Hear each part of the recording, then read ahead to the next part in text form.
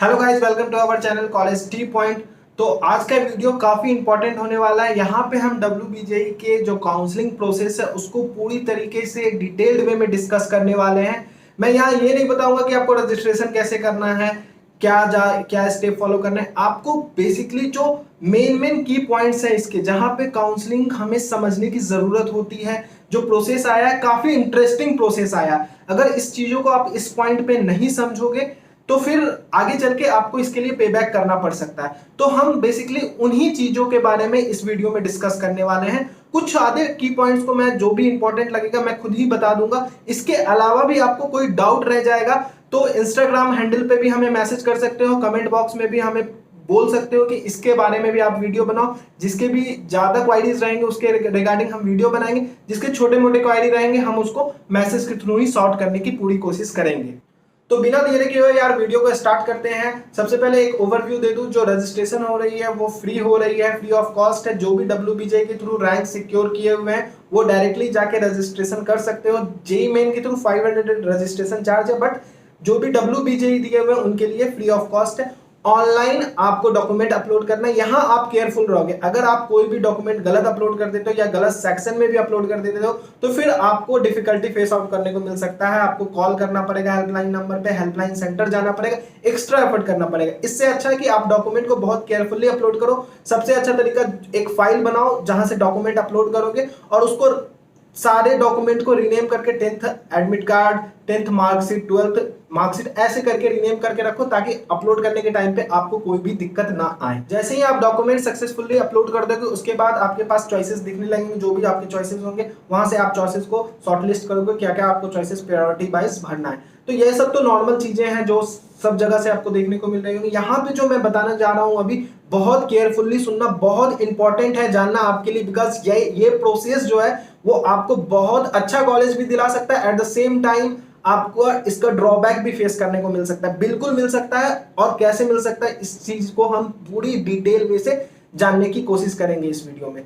तो सबसे पहले यह बता दूं कि जो भी बोलते हैं कि काउंसलिंग प्रोसेस एक नॉर्मल प्रोसेस होता है, जाओ जाके चॉइस फिल कर दो, जो मिलना होगा मिल जाएगा, तो ऐसा कुछ भी नहीं है। बहुत स्टेट की काउंसलिंग प्रोसेस में कुछ चेंज देखने को मिलता है। मैं इवन 4-5 सालों से काउंसलिंग कर रहा हूं, तो मैं जब भी कोई नया प्रोसेस आता है तो मेरे लिए बहुत इंटरेस्टिंग हो जाता है उसको पढ़ना, स्टडी करना। बिकॉज मैं उसमें लूप होल ढूंढता हूं। जब भी कोई नया प्रोसेस आता है तो अगर आप उसको अच्छी तरीके से समझ जाते हो तो आप उसका बहुत ज्यादा बेनिफिट उठा सकते हो।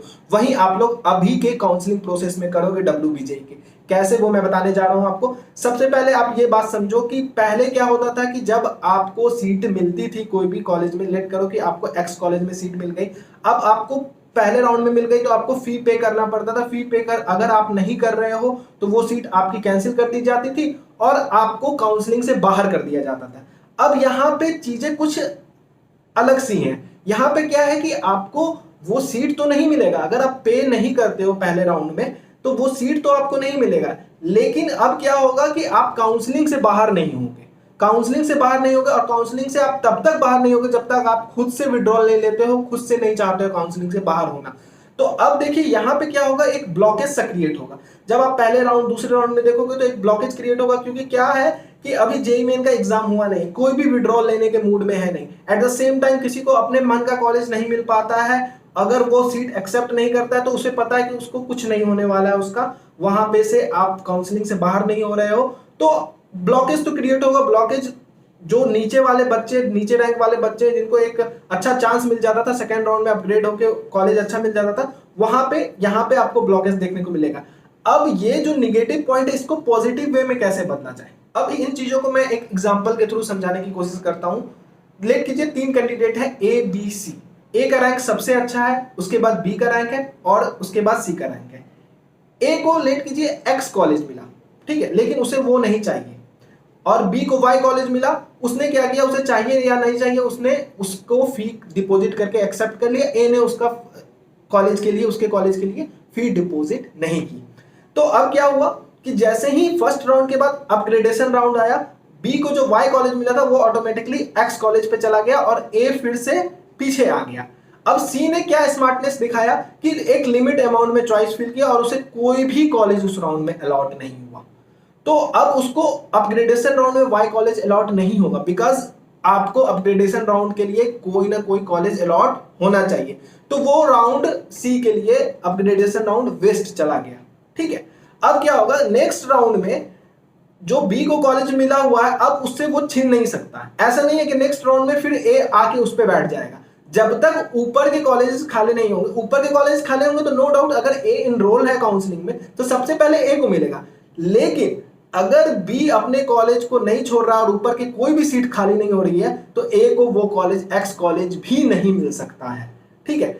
अब यहां पे क्या है कि वाई कॉलेज जो एक ब्लैंक जा रहा था वो ए को मिल जाएगा, वो सी को नहीं मिल पाएगा। लेकिन क्यों? क्योंकि ऑलरेडी सी के ऊपर कौन बैठा हुआ है, वो ए बैठा हुआ है, ठीक है। तो वो सी को कभी भी नहीं मिल सकता है वो कॉलेज। तो देखा आप सभी ने कैसे सी के स्मार्टनेस ओवर स्मार्टनेस में बदल गई और ड्रॉबैक को फेस करना पड़ गया सी को।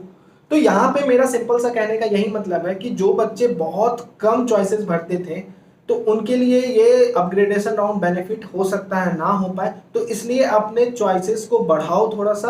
अगर आपको पूरी तरह से इनरोल होना है काउंसलिंग में, हर राउंड का फायदा लेना है, बिकॉज यहाँ पे एक एडवांटेज आपको मिल रहा है ऑलरेडी। आप किसी भी राउंड में विड्रॉल का ऑप्शन ऑप्ट कर सकते हो, कहीं पे भी विड्रॉल का ऑप्शन ऑप्ट कर सकते हो। विड्रॉल का ऑप्शन ऑलवेज आपके लिए ओपन रहेगा। जब आपको ये अपॉर्चुनिटी मिल ही रहा है तो फिर आप नंबर ऑफ चॉइसेस को क्यों कम भरोगे, ठीक है। आपको जो नहीं लग रहा है कि ये कॉलेज नहीं भी लेना, इक्का दुक्का एक्स्ट्रा कॉलेज को भर दो ताकि अपग्रेडेशन राउंड का आप एडवांटेज ले पाओ।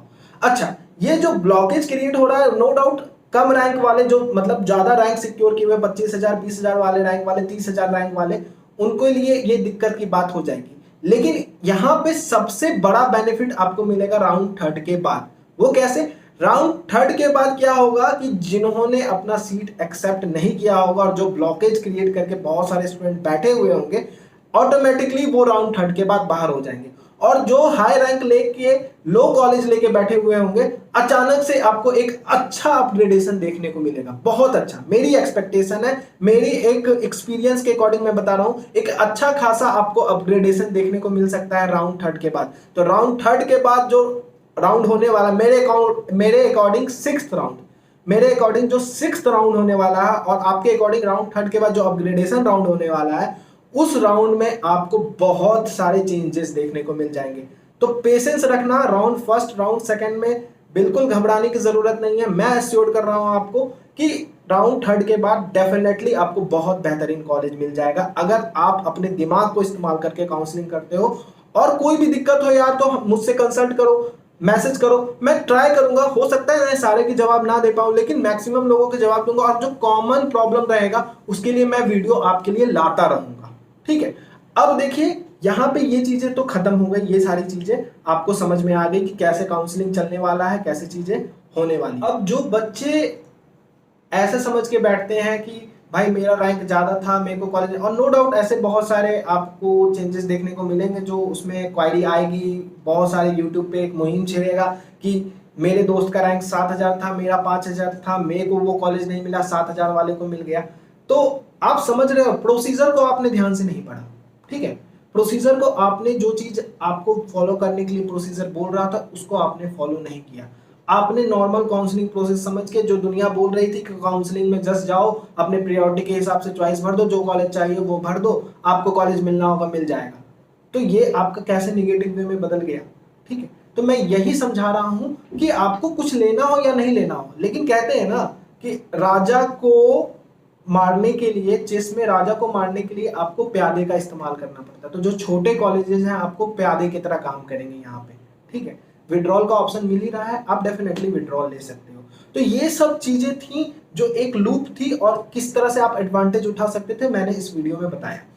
अब अगली कुछ की पॉइंट्स के बारे में बात कर लेते हैं जो कि आपको ध्यान देना काफी ज्यादा जरूरी है। ये भी चेंजेस आपको यहाँ पे देखने को मिल रहा है। सबसे पहली बात कि जब आप चॉइसेस भरोगे तो उसी समय लॉक कर दोगे या फिर एक आध दिन का टाइम लिमिट लेके आप लॉक कर दोगे। बिकॉज जो नॉर्मली काउंसलिंग प्रोसेस होते हैं उसमें ऑटोमेटिकली चीजें लॉक हो जाती है, चॉइस लॉक हो जाती है। यहाँ पे क्लियरली मेंशन किया गया है कि आपको खुद से लॉक करना पड़ेगा, अदरवाइज उस राउंड के लिए आपको कोई भी कॉलेज अलॉट नहीं किया जाएगा, फिर आपको नेक्स्ट राउंड में भेज दिया जाएगा, आपको नेक्स्ट राउंड में फिर से लॉक करना ही पड़ेगा। तो चॉइस लॉक ही एक ऑप्शन है, तो उसी समय या फिर 1-2 दिन का टाइम लिमिट रह के रिमाइंडर डाल के उस चॉइस को लॉक कर देना टाइम से डेडलाइन के बाद अगर आप सोचते रह जाओगे और कोई भी फायदा नहीं होगा।